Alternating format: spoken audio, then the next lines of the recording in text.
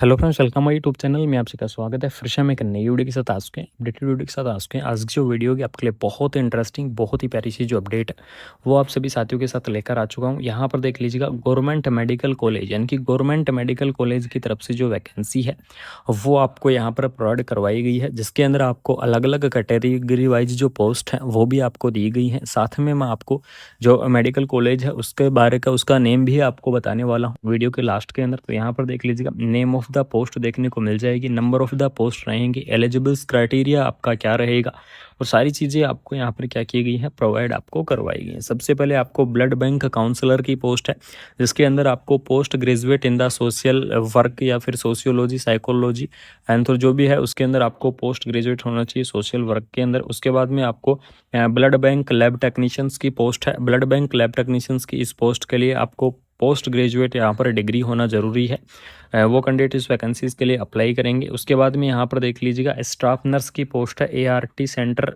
के अंदर, और स्टाफ नर्स की इस पोस्ट के लिए BSc nursing candidate, GNM candidate क्या रहेंगे, इस वैकेंसीज़ के लिए एलिजिबल्स रहेंगे। साथ में आपको इससे रिलेटेड जो भी आपकी नर्सिंग की पोस्ट है उसके आप क्या कर सकते हैं, अप्लाई कर सकते हैं। यानी कि इसके अंदर जो GNM कैंडिडेट हैं वो भी अप्लाई करेंगे। सबसे बड़ी खुशखबरी ये है कि GNM कैंडिडेट को यहाँ पर आपको कोई भी एक्सपीरियंस नहीं देना है, यानी कि बिना कोई एक्सपीरियंस के आपकी जो भर्ती है अब वो आपको यहाँ पर देखने को मिल जाएगी। GNM के अंदर आपको कोई भी एक्सपीरियंस नहीं देना है, फ्रेशर भी अप्लाई करेंगे।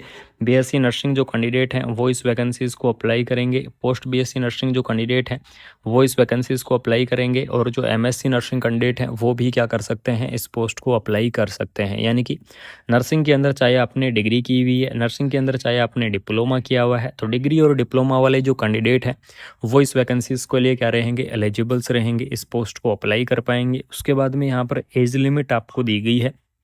तो एज लिमिट देख लीजिएगा कि इस वैकेंसीज़ की आपकी एज लिमिट क्या रहेगी। तो जो मैक्सिमम एज लिमिट है वो आपकी 60 ईयर रहेगी। यानी कि ये आपके लिए सबसे इम्पोर्टेंट पॉइंट रहेगा कि 60 ईयर आपकी जो एज लिमिट है वो आपको यहाँ पर देखने को मिल जाएगी। ठीक है, 60 ईयर आपकी जो एज लिमिट है वो आपकी यहाँ पर रहने वाली है। साथ में आपको यहाँ पर एप्लीकेशंस फॉर्म को किस प्रकार से आपको अप्लाई करना होगा, तो एप्लीकेशंस फॉर्म की जो आपकी प्रोसेस रहेगी वो आपकी क्या रहेगी, ऑफलाइन रहेगी। यानी कि ऑफलाइन तरीके से आपको एप्लीकेशंस फॉर्म को फिलअप करना होगा। Applications can send through the registrar या फिर स्पीड पोस्ट या फिर बाई हैंड, यानी कि आपको तीनों माध्यम से किसी भी माध्यम से आप एप्लीकेशंस फॉर्म को भर सकते हैं। आप अगर नहीं पहुंच पाते हैं, अगर आप स्पीड पोस्ट करना चाहते हैं तो बिल्कुल से आप स्पीड पोस्ट कर सकते हो। एप्लीकेशंस फॉर्म का जो आपका फॉर्मेट है वो फॉर्मेट आपको यहाँ पर दिया गया है। इस फॉर्मेट को आपको डाउनलोड करना है। देख लीजिएगा अच्छे से, इस फॉर्मेट को डाउनलोड करके इसके अंदर जो भी आपकी चीज़ें मांगी गई हैं वो आपको फिलअप करनी है। यानी कि अपनी personal details, apply the post, किस पोस्ट पर आप अप्लाई करना चाहते हैं उसके नाम भरने होंगे।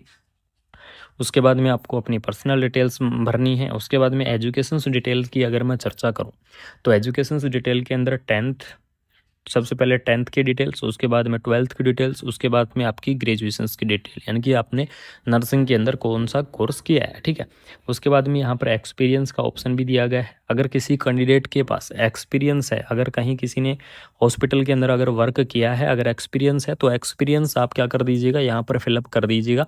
आपको क्या मिलने वाली है, प्रायोरिटी मिलने वाली है। ठीक है, अगर आप एक्सपीरियंस लगाते हो तो आपको यहाँ पर प्रायोरिटी मिलेगी, तो इसलिए आप यहाँ पर एक्सपीरियंस ज़रूर से लगा दीजिएगा। अगर कोई कैंडिडेट लगाना चाहता है आपको बेनिफिट मिलेगा उस चीज़ को।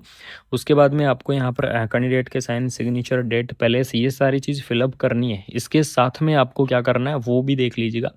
इसके साथ में आपको अपनी जो कम्प्लीटली डॉक्यूमेंट्स हैं, ठीक है, कंप्लीट आपके जितने भी डॉक्यूमेंट्स हैं उन कंप्लीटली डॉक्यूमेंट्स की आपकी जेरोक्स कॉपी करवाओ। ठीक है, यानी कि जेरोक्स कॉपी करवा के इसके साथ में आपको अटैच करनी है।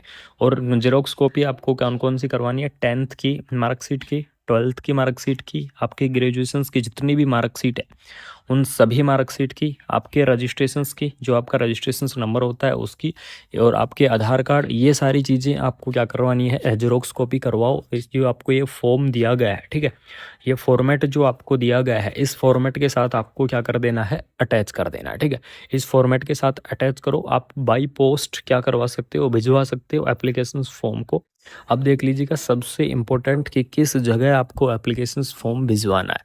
तो यहाँ पर आपको एप्लीकेशंस फॉर्म भिजवाना है professor and head of department department of pathology government medical college छतरपति की जो सबज नगर है यहाँ पर आपको भिजवानी है। ठीक है।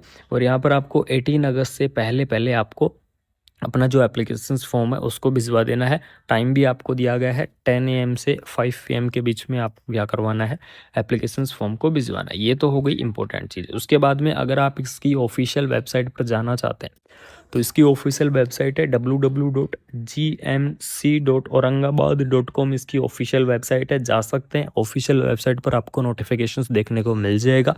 बाकी मैंने आपको कम्प्लीटली इन्फॉर्मेशंस आपको प्रोवाइड करवा दी हैं। इस भर्ती के अंदर आपको कम्प्लीटली अपडेट दे दी है कि किस प्रकार से आपको एप्लीकेशंस फॉर्म को फिलअप करना है, क्या पोस्ट रहेगी, कौन कौन कैंडिडेट एलिजिबल्स रहेंगे।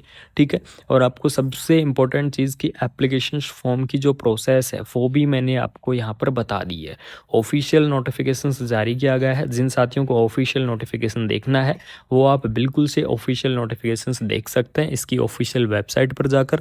ऑफिशियल नोटिफिकेशंस जिस दिन निकला था वो आपकी 31 जुलाई यानी कि 31 जुलाई का आपका ये नोटिफिकेशन है, ये आपका निकला हुआ है। तो जो भी इंटरेस्टिंग कैंडिडेट हैं, जो भी आसपास के कैंडिडेट हैं, बिल्कुल से एप्लीकेशन फॉर्म को साथियों के लिए सबसे इंपॉर्टेंट अपडेट बता दूं, यानी कि जो आपकी अग्रवाल एग्जाम कार्ड है उसकी तरफ से आपको जो क्वेश्चन बैंक है, ठीक है, क्वेश्चन बैंक आपको यहाँ पर प्रोवाइड करवाया है, जिसके अंदर सबसे इंपॉर्टेंट चीज़ आपको मैं बता दूं कि जो प्रीवियस ईयर के क्वेश्चन हैं नॉन रिपीटिव, यानी जो कि क्वेश्चन कभी रिपीट नहीं हुए हैं, नॉन रिपीटिव और बेस्ट क्वेश्चंस आपको देखने को मिल जाएंगे। 60% क्वेश्चंस आपको किसी भी एग्जाम बेस के प्रीवियस ईयर के क्वेश्चंस देखने को मिलेंगे। साथ में अगर कोई भी टॉपिक यानी कि क्वेश्चन बैंक के अंदर अगर कोई भी चैप्टर क्लोज होता है, एग्जाम्पल के लिए अगर मैं आपको बता दूं जैसे कि बोन का चैप्टर है तो उससे रिलेटेड अगर कोई भी उससे किसी भी चैप्टर से रिलेटेड जो उसके क्वेश्चन है, उसी चैप्टर के जो क्वेश्चंस हैं वो आपको दिए गए हैं। हर चैप्टर कंप्लीट होने के बाद में आपको क्वेश्चंस प्रोवाइड करवाए गए हैं। एग्जाम कार्ड क्वेश्चन बैंक के बारे में आपको दिया गया है, देख लीजिएगा। रेलवेज ऑल एग्जाम्स के लिए रहेगी, RRB NTPC, RRB group D, RRB JE, RRB जो एएलपी और जो टेक्नीशियंस हैं, क्वेश्चंस बैंक, रेलवे की ये बुक्स आपके लिए सभी रेलवे के जितने भी एग्जाम्स रहेंगे उनके अंदर काम करने वाली है। साथ में आपको यहाँ पर देख लीजिएगा 3400 यानी कि 3400 आपके यहाँ पर क्वेश्चंस प्रीवियस ईयर क्वेश्चंस देखने को मिल जाएंगे। 89 आपके इसके अंदर चैप्टर देखने को मिलेंगे और जो आपके 89 चैप्टर रहेंगे उन 89 चैप्टर के हर एक चैप्टर का अपना अलग से क्वेश्चंस आपको देखने को मिलेगा। जैसे ही चैप्टर खत्म होगा उसका नीचे आपको क्वेश्चंस देखने को मिल जाएंगे। यहाँ पर देख लीजिएगा 30,000 प्लस आपके क्वेश्चंस रहेंगे और 3400 प्लस क्वेश्चंस आप इस बुक के अंदर आपको देखने को मिल जाएंगे। ठीक है। बेस्ट एंड ऑल जितने भी यूनिक क्वेश्चन सेलेक्टेड किए गए हैं रेलवे एग्जाम्स के लिए वो आपको इस क्वेश्चंस बैंक की बुक्स के अंदर देखने को मिल जाएंगे। चैप्टर वाइज रहेगा, टॉपिक वाइज रहेंगे, एग्जाम वाइज रहेगा। डिटेल्ड सॉल्यूशंस आपको देखने को मिल जाएगा, यानी कि हर एक क्वेश्चन का जो सॉल्यूशन है वो भी आपको देखने को मिलेगा। 89 चैप्टर रहेंगे, ध्यान रखना। अलग अलग चैप्टर के अलग अलग क्वेश्चंस भी आपको प्रोवाइड करवाए गए हैं और मिक्स क्वेश्चंस भी आपको दिए गए हैं। तो जो भी इंटरेस्टिंग कैंडिडेट है, एग्जाम कार्ड की आपकी जो ये ऑल एग्जाम्स की रेलवे की जो क्वेश्चंस बैंक है आप बिल्कुल फिलअप कर दो, इस भर्ती को भर दो। कोई भी डाउट हो तो कमेंट बॉक्स के अंदर कमेंट कर दो। मिलते हैं नई अपडेट के साथ। और आपको वीडियो को ज़्यादा से ज़्यादा शेयर करना है, वीडियो को ज़्यादा से ज़्यादा फैलाना है, जिससे आपके लिए ऐसे ही अपडेटेड वीडियो और ऑल ओवर इंडिया की आपकी नर्सिंग की जितनी भी अपडेट है टाइम टू टाइम आपको इस चैनल के माध्यम से मिलती रहे।